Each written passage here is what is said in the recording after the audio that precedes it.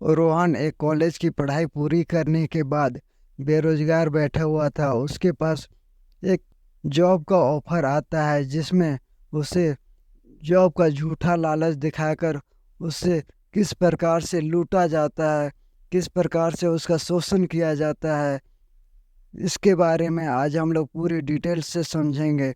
इसलिए आप लोगों से निवेदन है कि इस वीडियो को पूरा देखें।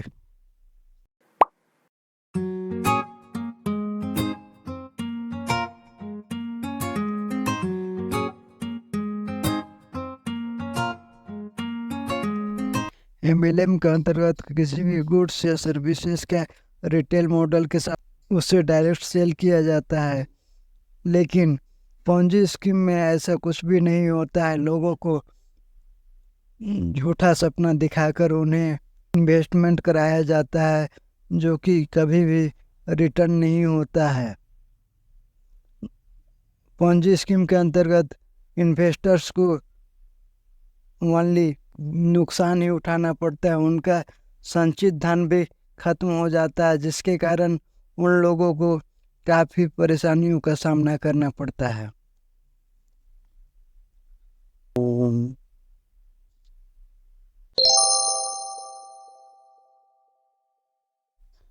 एवोन कंपनी 1986 डेविड मैकोनेली द्वारा स्थापित किया गया था। एमएलएम के ऊपर बेस्ड था। इंडिया में 1995-1996 में आया, जो कि गुड्स और सर्विसेज को सेल करता था और इनकम जनरेट करता था, जो कि हायरार्की मॉडल में काम करता था। एक के नीचे दो, दो के नीचे चार, चार के नीचे आठ, इस प्रकार से।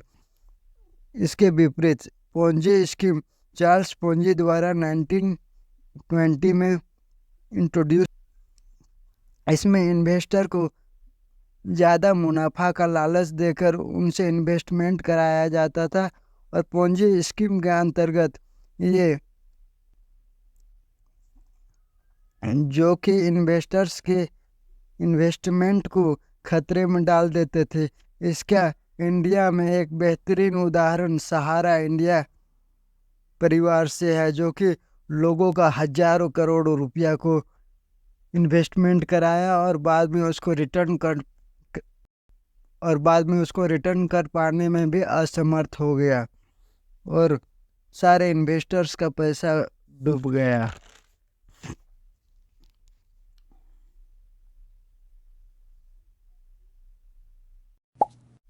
पीड़ितों को निशाना बनाना धोखे की कला।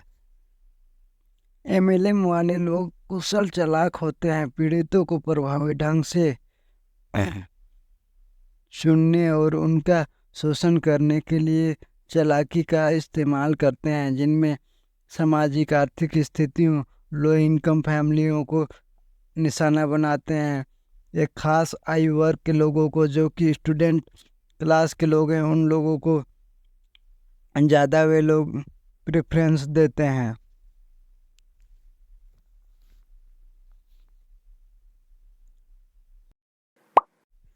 एमएलएम वालों का इष्टतम शिकार कौन होता है?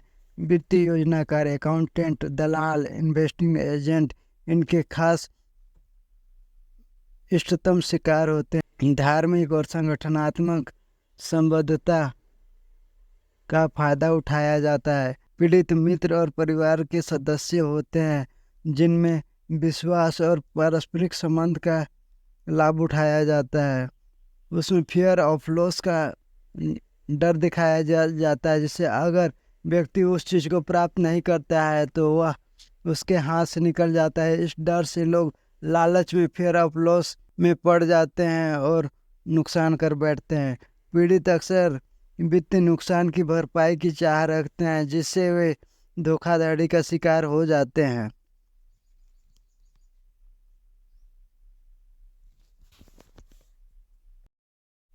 Hardness reality of MLM and Ponzi scheme.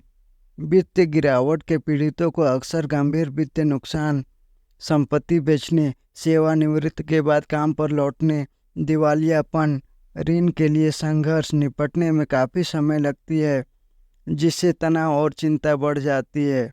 भावनात्मक उथल पुथल, शर्म, अपराध बोध और आत्मदोष की भावनाएं खुद को कमज़ोर और मूर्ख समझने लगते हैं। स्वास्थ्य और व्यवहार पर प्रभाव, तनाव और चिंता, अवसाद, आत्महत्या, नुकसान असहनीय होता है।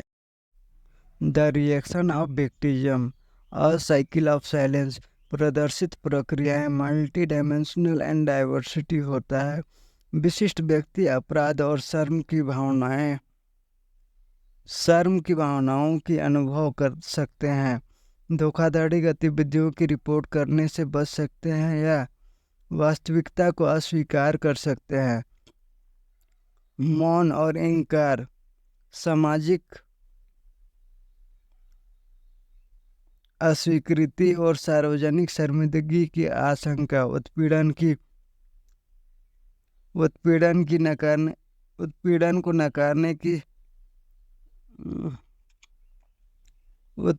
को नकारने में संलग्न, जिससे संकट की अवधि बढ़ सकता है।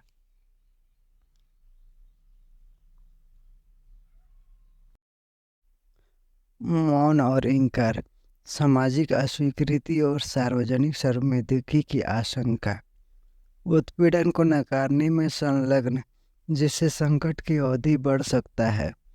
रिपोर्ट करने की इच्छा, कानून के समक्ष झिझक महसूस करते हैं, स्वयं को दोषी देना और कानून के प्रभावकारिता पर संदेह के लिए जिम्मेदार हैं। आत्मदोष या अपराध बोध, स्वयं को जिम्मेदार मानते हैं, सावधान और ज्ञान की कमी।